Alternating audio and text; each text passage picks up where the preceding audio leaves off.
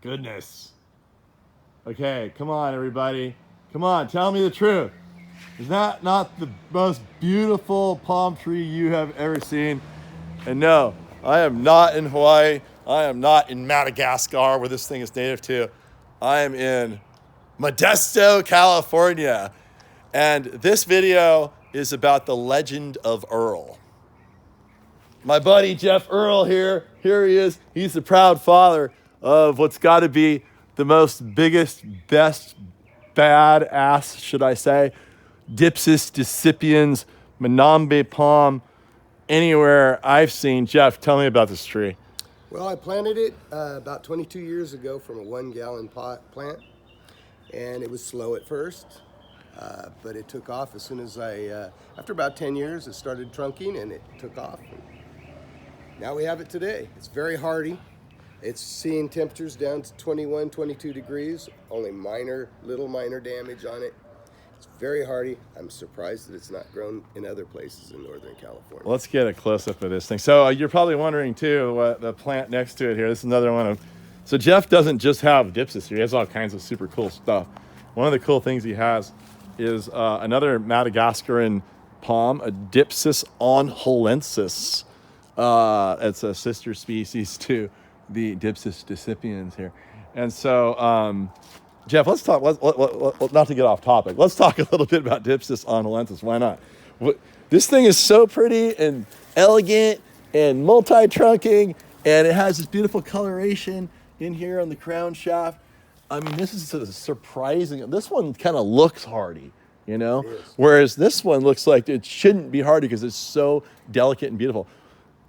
Tell me about this one. This one is a lot less hardy than the Dypsis decipiens. Oh, is it? Yes. Okay. And the reason why I planted it underneath the rain gutter close to the house is it does get a little bit of frost damage. And the fact that it is a clustering palm, if a trunk dies, then another one will come up. Right. But we've had a number of cool, mild winters, so it's doing really good this year.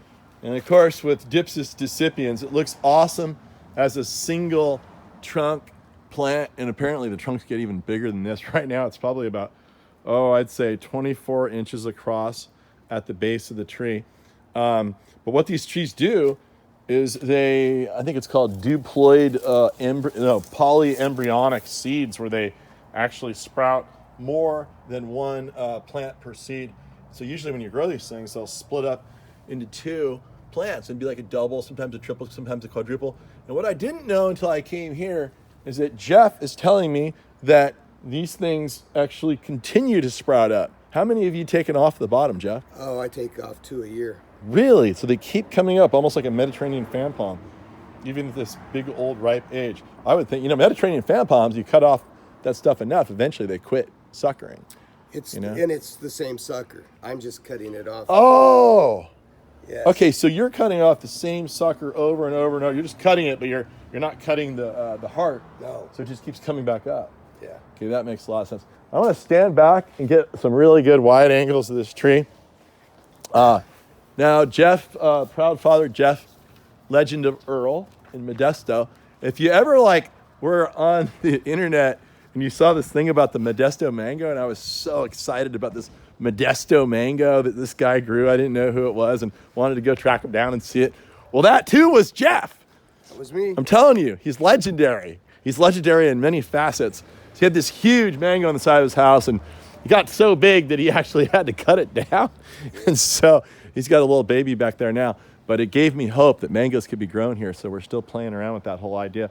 But so this tree, Jeff planted near the house. What's interesting is that he didn't actually plant it this close to the house.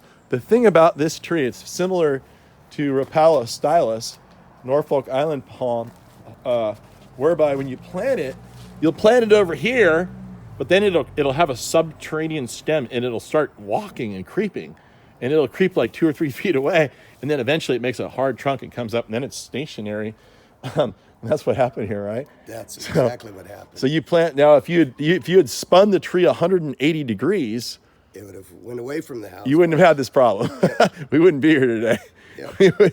So the issue we have here is that this trunk gets even fatter and fatter and fatter And Jeff's house doesn't get any skinnier. so he's going to have probably, see, he has about 3/4 of an inch of time left before this tree starts to wipe out his whole overhang here. And so that basically gets us to the next idea here. And Jeff was maybe hoping to sell this tree so he can help pay the water bill and the potting soil bill and all of the plant fetish purchases that he still wants to make to buy other stuff and put in his garden here. And so what we are hoping to do, and I'll give you some really beautiful Hawaiian style scenery with the palm in the background, is to potentially dig this tree up with my crane and me and my trencher, take it to your house. Of course, you're gonna have to write a big check for us to do that. We're not entirely sure what that might be yet, but if you're interested in this tree, I'm pretty sure we can move this tree. Now these trees, there's very few of these trees around. There's not a lot of history on moving these trees, but you know, I think we can get a big root ball out of here and pre-water it. Maybe harden the roots off after we dig it, let it sit here after we trench it for a while, and stage the shock on it. And I'm fairly confident, but not guaranteed, that this tree would move to your house, and you'd have what I think is probably one of the most spectacular trees in all of Northern California at your house. And this tree is hardy to 20 degrees. So it's one of the most tropical looking palms, the most exotic looking palms that's cold hardy that you could possibly get. And it's the perfect size right now. It's probably 15 foot of trunk, 12 foot of trunk. And it's just awesome looking. So anyway, if you want to, you're interested in this tree, give me a call, goldengatepalms.com, and go to my email there, send me an email, call me up, and we can talk about the legend of Earl's tree. How many years did you raise this tree? It's 22 years old. 22 years of blood, sweat, tears, weeding, watering, and fertilizing, and giving it loving hugs every day. Of course. So that it would look like this for you, ready for your garden. This is a once-in-a-lifetime opportunity. There you go.